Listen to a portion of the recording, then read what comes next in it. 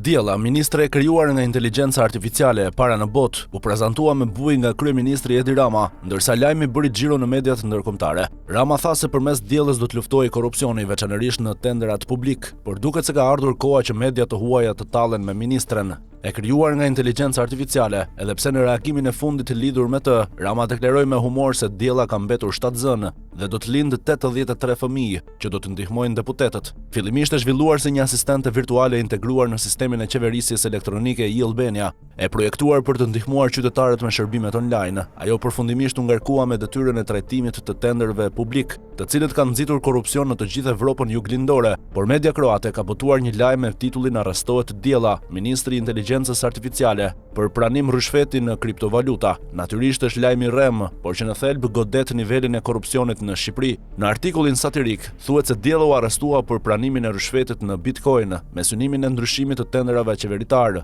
Dhe për të vijuar satirën, në artikullin e medias newsbar.hr shkruhet: SPAK, një njësi e specializuar e ngritur për të luftuar korrupsionin e nivelit të lartë në qeverinë shqiptare, ka urdhëruar ngritjen urgjente të procesit. Struktura speciale kundër korrupsionit dhe krimit të organizuar kërkoi gjithashtu që agenti i parë inteligjencës artificiale në vend me një post ministror të vendoset në modalitetin offline. Boti i inteligjencës artificiale me emrin Diella i ngarkuar për të siguruar transparencën e pushtetit ekzekutiv në Tiranë, dyshohet se ka pranuar një rishfet të madh në kriptovalutë, vijon artikulli satirik. Media kroate pretendon se Diella mori 14 Bitcoin me vlerë 1 milion euro në kohën e shkrimit të këtij artikulli në këmbim të optimizimit algoritmik të një tenderi për ndërtimin e autostradave në Shqipëri.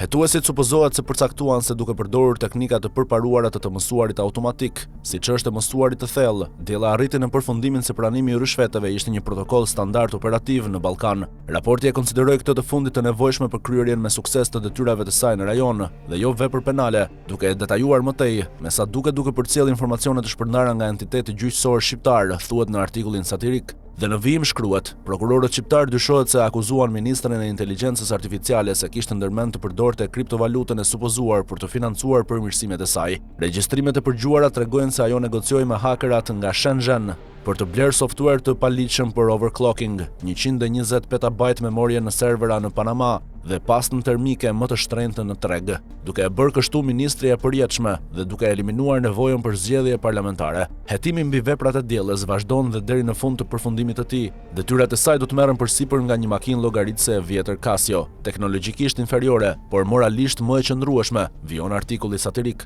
Pavarësisht satirës që është përdorur në rastin konkret, duket se media kroate thumbon Shqipërinë për nivelin e lartë të korrupsionit, madje duke korruptuar dhe inteligjencën artificiale.